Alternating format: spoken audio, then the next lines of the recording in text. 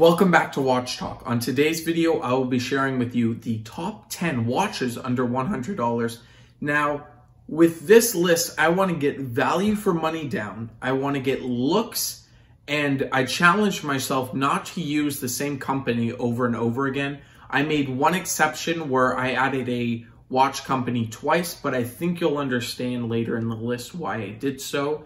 We're going to go from 10 being the least favorite, but always fantastic value for money, all the way up going through number 1. And I have a little bonus for you if you want to pay a little more, like $20, $25 more dollars to get a fantastic watch.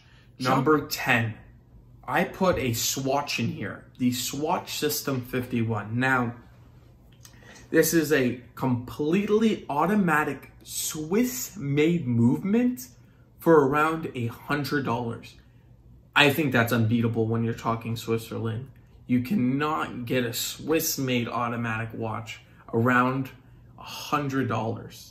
That's just amazing to me. The one I am showing you is the SWTA 401. It is 45 millimeters, and if you deal hunt, you can find it $100. If you go on pre-market, you can get aftermarket, I should say, you can get around $80, $70, so you can get it even cheaper. But I say buy this new because of the issue I have with it. And the reason it's all the way down at number 10, I know most people have it higher on their list, but here's the number one issue. It's sealed. The watch is sealed. So when you're talking automatic watches, they don't always run perfect for 10 years. There's issues, or something falls out of place.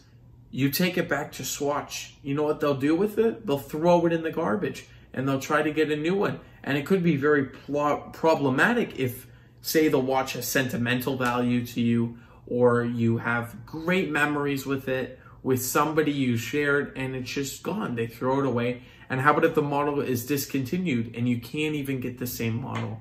So that is a huge issue with Swatch. But the engineering, and it's made all by machines, I had to include it on this list. So if you don't mind a disposable watch, you're getting a heck of a lot of history. 51 parts, which is in its name, and it's just number 9. Now, this is gonna get some controversy, but I gotta say, I despise the company I'm about to say. I really don't like this company. They used to be great. They used to know what they're talking about. They used to have the amazing movements and in-house. It was fantastic. But then they got bought out, and now they're big hunks of metal on people's hands. And we're talking about Invicta here. This is the Invicta Pro Diver. Now, what can I say? From $60 to $80, that should be your price range on this watch. 60, 80 bucks. What other divers can you get? You know, you're getting unoriginal, very unoriginal case. It's the Rolex sub. You're getting a Rolex sub with Invicta all over it. The logoing on the side. Oh my gosh. That's, when they put their name on the side, man, it's so out there. There's people on YouTube, they'll go and just erase it. That I can't stand, but I have to recognize the value for money that this gives.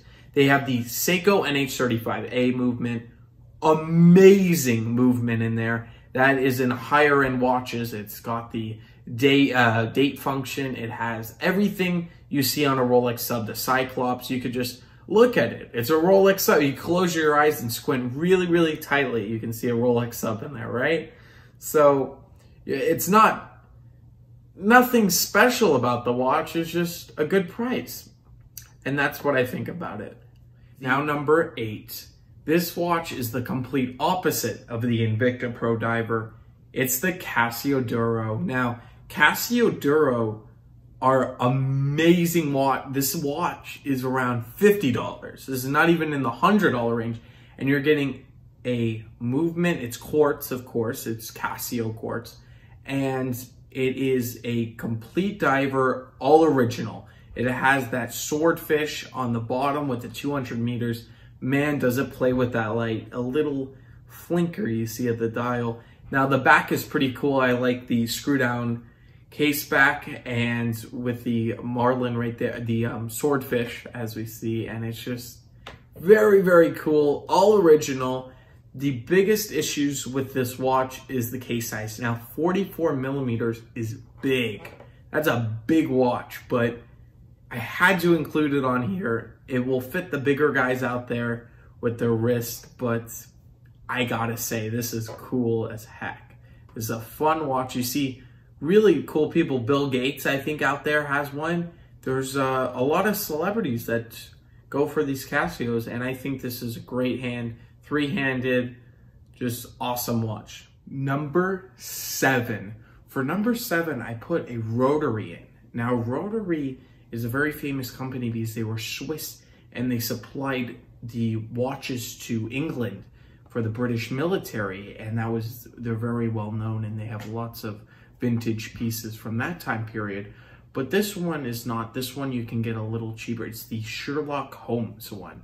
Now, when I saw this and I was researching around, I thought, this is so cool. I was on Google and I was looking up vintage more pieces, and I had to include this on my list because it's very, very Breguet. I'm a huge fan of Breguet, and this is Breguet for not as much money. You could just see the little second hand right there, and the Romans going all the way around. Very, very tasteful. The lugs, you don't see those trenched lugs either anymore. It's just very unique, very neat style. It won't go out of fashion. Number 6. So for number 6, I put an Orient in. Now, Orient is a fantastic company. We all know the Bambino that they make. They make fantastic divers. I love their divers line. Very good, but that's a little bit out of our budget. The Orient's $150, and their divers could be more on some of the occasions. So I put the Orient Capital line.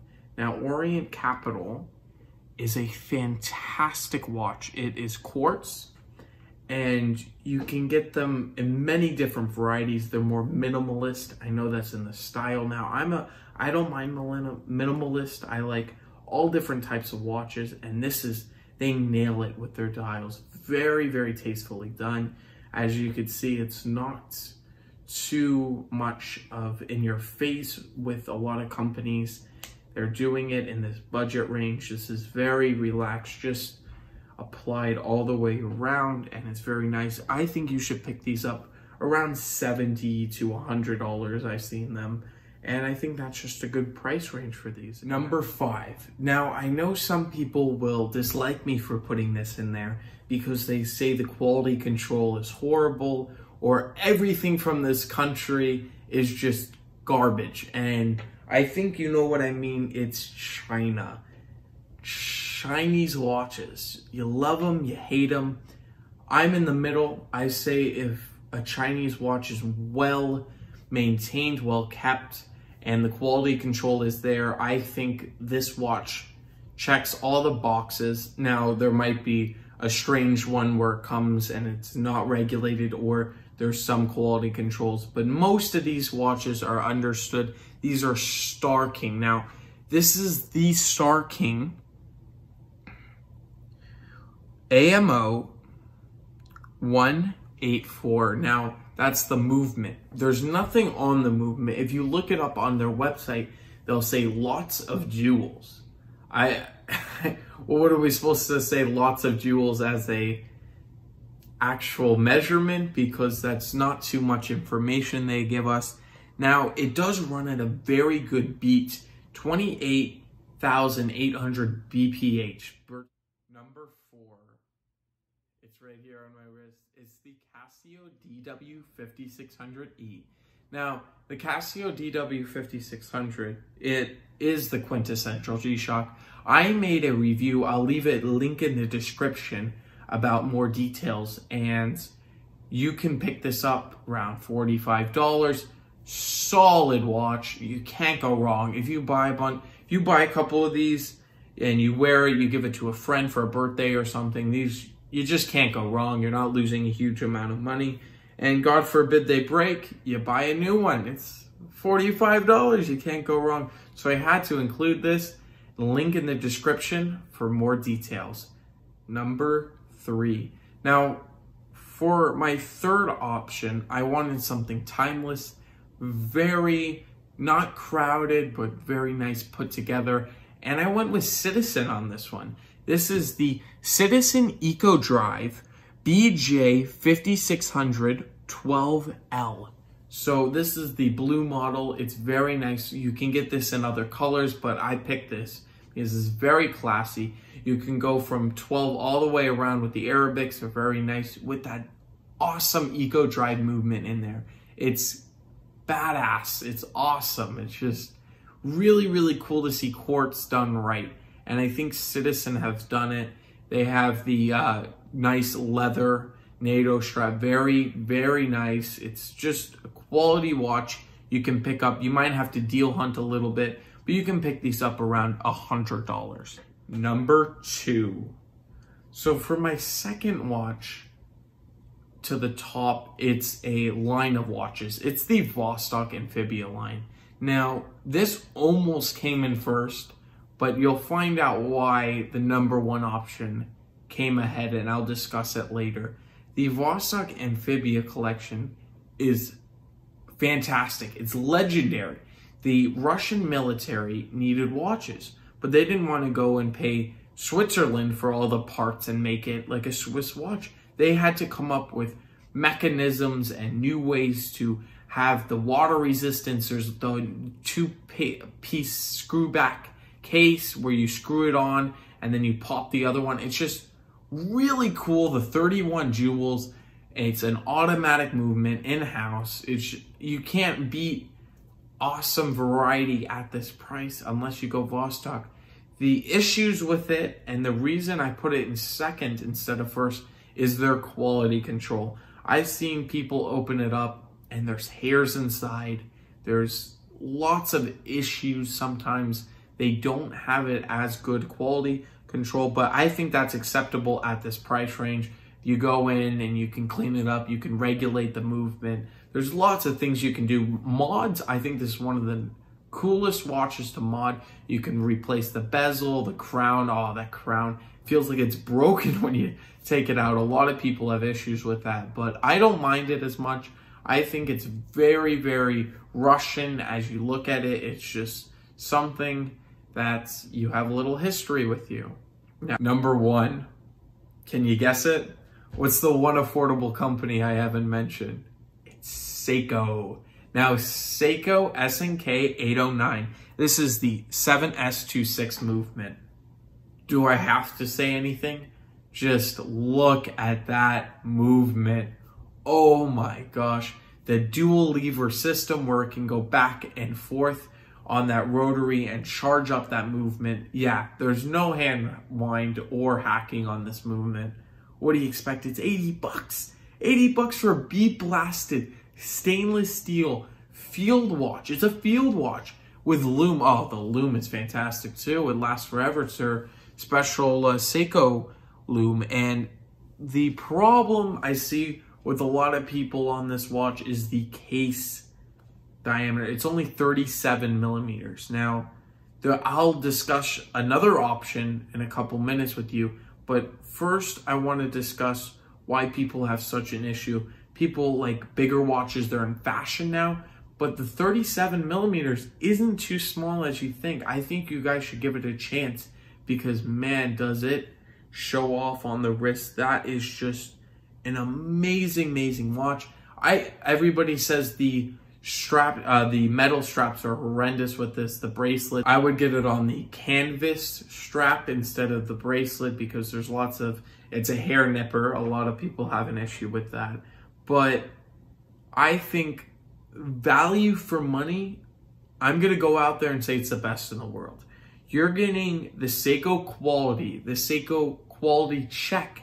You're getting it from their factory. $80, I see it online. $80? What can you get at $80? What else can you get?